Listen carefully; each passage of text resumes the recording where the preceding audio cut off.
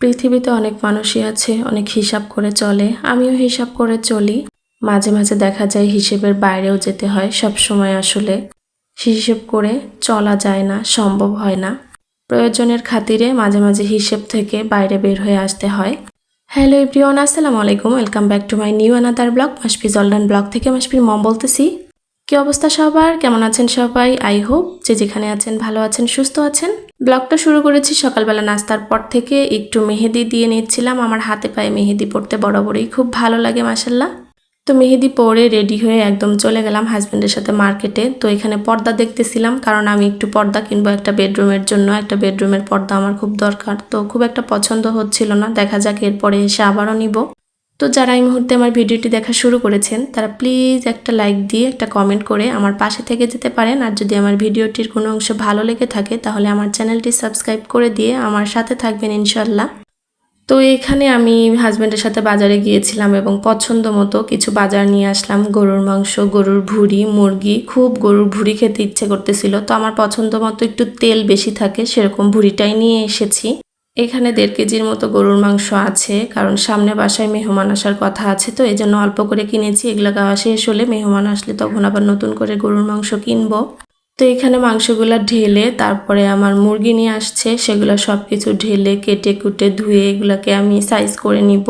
প্রত্যেক শুক্রবারেই সপ্তাহের বাজার করা হয়। সপ্তাহ না হলেও 15 দিনের বাজার করা হয়। 15 দিনে যেন আর বাজারে না যেতে হয় সেভাবে আমি বাজারটা করে রাখি। একদম 1 মাসের মাছ মাংস যে কিনে ফ্রিজে রাখি সেটা রাখি না, কারণ ওভাবে খেতে আমার ভালো লাগে না। আমি 7 দিন বা 15 দিন ব্যস্ততার জন্য এভাবে ফ্রিজে মাছ মাংস কাটিং করে রাখি। তো এখানে চিনি এবং গরম মশলা শেষ হয়ে গিয়েছিল, সেটা নিয়ে এসেছে। সাথে একটু নতুন গাজর নেমেছে, গাজর নিয়ে এসেছে। বলল গাজরের হালুয়া বানিয়ে টেস্ট করে দেখো কেমন লাগে। তো এখন এই যে মুরগি, ভুঁড়ি, মাংস সবকিছু কেটে ধুয়ে পরিষ্কার করে নিব। ভুঁড়িটা পরিষ্কার করাই ছিল, চিকন ভুঁড়িগুলা শুধু মাঝখানে ফাটিয়ে এটাকে ধুয়ে হলুদ লবণ দিয়ে গরম করে নিতে হবে। মুরগিটা কেটে নিতে হবে। আজকে আমি ঘুম থেকে ওঠার পর ভয়েস ওভারটা দিয়েছি, যার জন্য কণ্ঠটা একটু মোটা লাগতেছে। প্লিজ সবাই একটু ম্যানেজ করে নেবেন। এর মাঝখানে আমি মুরগি কেটে নিয়েছি, গরুর ভুঁড়ি পরিষ্কার করে নিয়েছি, আর মুরগির বুকের মাংসগুলো আলাদা করে নিয়েছি, কারণ এগুলো দিয়ে যে কোনো একটা কিছু বানানো যাবে। গত ভিডিওতেও আমি আলাদা করে রেখেছিলাম, দেখেছেন একটা মুরগির বুকের মাংস। তো এখানে সব ধুয়ে এই যে পানি ঝরাতে দিয়েছি। পানি ঝরানো শেষ হলে এগুলো বক্স বা প্যাকেটে রেখে দিব। বক্সে রাখলে আসলে ফ্রিজে জায়গা বেশি লাগে। আমি এখন ছোট ফ্রিজ আপাতত ব্যবহার করতেছি, কারণ বড় ফ্রিজটা তো নষ্ট হয়ে গিয়েছে। তো এখানে গরুর মাংস ঢেলে নিচ্ছি আর ভাগ করব। এই যে 1.5 কেজি গরুর মাংস দিয়ে আমি আসলে 1 মাস কিভাবে চলি সেটা দেখাবো। এখানে আমি 9টা বা 10টা ভাগ করব, তাহলে দেখা যাবে আমার 1 মাস চলে যাবে। সপ্তাহে 2 দিন আমি রান্না করতে পারবো। এভাবে ভাগ করে আলু দিয়ে রান্না করলে দেখা যায় যে গরুর মাংস অনেক দিন, 1 মাস চলা যাবে, 1 মাসের বেশিও চলা যাবে।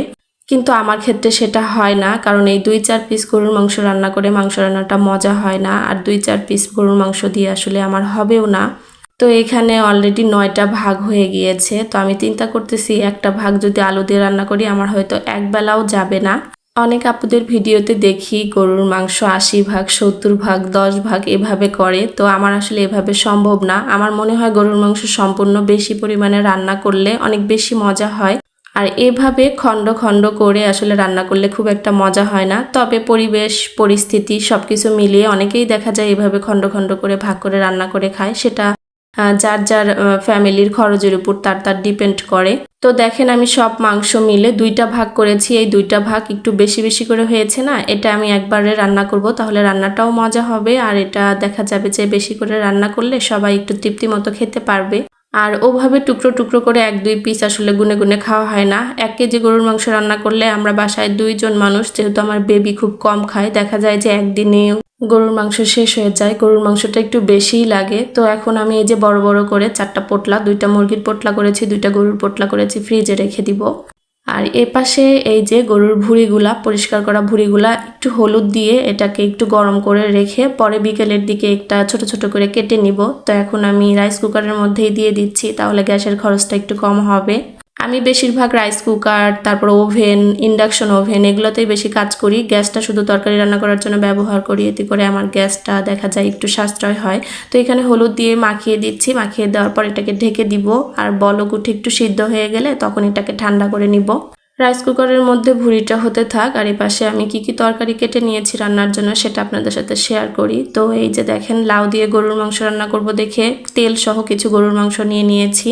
আর এ পাশে মাছ ম্যারিনেট করে রেখেছি, মাছ দিয়ে লাউ রান্না করব। এই দুইটা তরকারি আজকে রান্না করব। আসলে শুক্রবারের দিন বাজার গুছিয়ে রান্না করতে দেরি হয়ে যায়। আজ যেহেতু শুক্রবার ভুলে গিয়েছিলাম, সবাইকে জুম্মা মোবারক। তো এপাশে অলরেডি ভুঁড়িটা গরম হয়ে গিয়েছে, এখন এটাকে আমি পানি ঝরিয়ে সুন্দর করে ঠান্ডা করে নিব। আর এখানে যে গতকাল 2-3 রকমের ডাল নিয়ে এসেছিল সেগুলো আজকে আমি রোদে দিব। মুগ, মসুর এবং বুটের ডালগুলো আমার সবসময়ই লাগে। রোদে দিয়ে এর ময়লাগুলো বেছে পরিষ্কার করে কন্টেনারে রাখলে দেখা যায় যে অনেক দিন পর্যন্ত ভালো থাকে। তো এখানে আমি ভাত বসিয়ে দিচ্ছি, তারপরে তরকারি রান্না করে নিব। যারা আজকে প্রথম এবং নতুন আমার চ্যানেলটি ভিজিট করেছেন, আপনাদের কাছে রিকোয়েস্ট থাকবে আমার ভিডিওর কোনো অংশ, আমার কথার কোনো অংশ আপনাদের কাছে এতটুকু পরিমাণ ভালো লেগে থাকে তাহলে প্লিজ আমার চ্যানেলটা সাবস্ক্রাইব করে দিয়ে আমার পাশে থেকে যেতে পারেন। পাশে থাকা বেল আইকনটি ক্লিক করে দিতে পারেন, সবার আগে নোটিফিকেশন পেয়ে যাবেন আপনি। তাহলে আপনি আপনার সময় এবং সুযোগ মতো আমার ভিডিওটি দেখে নিতে পারবেন। মাছ রান্না করবো বলে মাছের জন্য আলাদা একটা মশলা তৈরি করলাম, আর এ পাশে আমি মাছ বসিয়ে দিব। 2টা চুলায় 2টা তরকারি রান্না করব, তাহলে কিন্তু খুব তাড়াতাড়ি রান্নাটা হয়ে যায়। বাজার গুছাতে যেহেতু অনেক সময় হয়ে গিয়েছে, নামাজ পড়ে এসে সবাই খাওয়া দাওয়া করবে, এর মাঝখানে আমাকে রান্না করতে হবে। তো অলরেডি এই যে লাউ দিয়ে গরুর মাংস রান্না ডান। কালারটা দেখেছেন মাশাল্লাহ এসেছে। আর এখানে মাছ দিয়ে লাউ রান্না করেছি, আর ভাজা মশলাটা একদম লাস্টে দিয়েছি। দেখেন তরকারিটা যেমন কালার এসেছে তেমন মজাও হয়েছিল আলহামদুলিল্লাহ। তো এখন আমি এই যে দুধ খাবে রাতে, সেই দুধটা এখনই গরম করে রেখে দিব, কারণ বিকেলবেলা শুধু হালকা নাস্তা বানালে হয়ে যাবে। আর ঘুমানোর আগে যে দুধটা খাওয়া হয় সে দুধটা আমি এখনই গরম করে রেখে দিচ্ছি। এরপর দুপুরে একটু রেস্ট করেছিলাম, বিকেলবেলা একটু হাঁটাহাঁটি করেছিলাম, তারপরে এসে সন্ধ্যার সময় এই যে আমি ভুঁড়ি বের করেছি, কারণ ভুঁড়িটা আজকেই কেটে ফ্রিজে রেখে দিব। কাটা দেরি হলে আসলে দেখা যায় এটা নষ্ট হয়ে যেতে পারে। নর্মাল ফ্রিজে কিছুক্ষণ রেখে দিয়েছিলাম ঠান্ডা হওয়ার পর। এখন এটাকে আমি সুন্দর করে ছোট ছোট করে টুকরো টুকরো করে এটাকে সাইজ করে কেটে নিব পরিষ্কার করে। তারপরে এটাকে ধুয়ে পানি ঝরিয়ে আমি ফ্রিজিং করব, যেদিন রান্না করার দরকার বের করে রান্না করতে পারবো। তো এই যে কাটাকাটি শেষ, এটাকে আমি 2-3টা ধোয়া দিয়েছি, দিয়ে এই যে এখন পানি ঝরাতে রেখে দিলাম। পানি ঝরানো শেষ হলে তারপরে এটাকে আমি ফ্রিজিং করে নিব। গরুর ভুঁড়ি আমার খুব পছন্দ, অনেক ভালো লাগে গরুর ভুঁড়িটা খেতে। অনেকে গরুর ভুঁড়ি পছন্দ করে না, আমি মাঝে মাঝে গরুর ভুঁড়ি নিয়ে এসে খাই। আর এদিকে রাতে বাচ্চাকে টিফিন দিব, তার জন্য পুডিং বানাচ্ছি। ওর টিফিনে দেখা যাচ্ছে যে ভাজা পোড়া দেওয়া হয়েছে, কয়েকদিন একটু নুডলস দেওয়া হয়েছে। তো আজকে দেখলাম একটু পুডিং বানাই, ঠান্ডা ঠান্ডা পুডিং খেতে পারবে। পুডিং বানিয়ে দিলে দেখা যায় 1-2 দিন টিফিনের জন্য আর টেনশন করতে হয় না। তারপর আমি কেকও বানিয়ে রেখে দিই ওর টিফিনের জন্য, বাইরের খাবার যেহেতু দেই না বাসাতেই বানাতে হয়। তো পুডিংটা আমি বানিয়ে রেখে ফ্রিজে রেখে দিয়েছিলাম, এখন ফ্রিজ থেকে রাতের বেলায় এই যে বের করতেছি। অনেক সুন্দর হয়েছে পুডিংটা। তো এখন ঢালার পরে দেখি কি অবস্থা। এখানে আমি 5টা ডিমের পুডিং করেছিলাম, আর দুধ ছিল মোটামুটি 3 পোয়ার মতো, মানে হাফ কেজি আর 1 পোয়া এরকম পরিমাণে দুধ ছিল।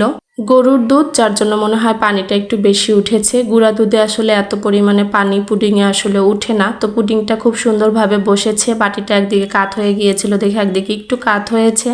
আর গরুর দুধটা একদম খাঁটি ছিল, তো চারপাশে ঘি জমে গেছে। মাশাল্লাহ পুডিংটা খেতে কিন্তু অসাধারণ হয়েছিল। তো এখন কেটে কেটে পিস পিস করে বক্সে রেখে দিব। আজকের ভিডিওটি কেমন লেগেছে কমেন্ট করে জানাতে কিন্তু ভুলবেন না। আর ভিডিওটা কে কোথা থেকে দেখেছেন অবশ্যই কমেন্ট করে জানাতে পারেন। ভিডিওটি ভালো লাগলে ফ্রেন্ডস এবং ফ্যামিলির সাথে শেয়ার করতে পারেন। ভিডিওর কথার মাঝখানে কোনো ভুল হয়ে থাকলে অবশ্যই ক্ষমাসুলভ দৃষ্টিতে দেখবেন। আর দেখেন মাশাল্লাহ পুডিংটা এখন আমি খেয়ে নিব। অনেক মজা হয়েছে পুডিংটা। চিনির ক্যারামেলের পুডিং আসলে খেতে অনেক ভালো লাগে। তো আমি পুডিংটা একটু খেয়ে টেস্ট করে দেখলাম, আসলে খুব মজা। তো আজকের ভিডিওটা এখানেই রেখে দিব, দেখা হয়ে যাবে নেক্সট ভিডিওতে। ততক্ষণ পর্যন্ত সবাই ভালো থাকবেন, সুস্থ থাকবেন, আমাদের জন্য দোয়া রাখবেন। আল্লাহ হাফেজ সবাইকে, আসসালামু আলাইকুম।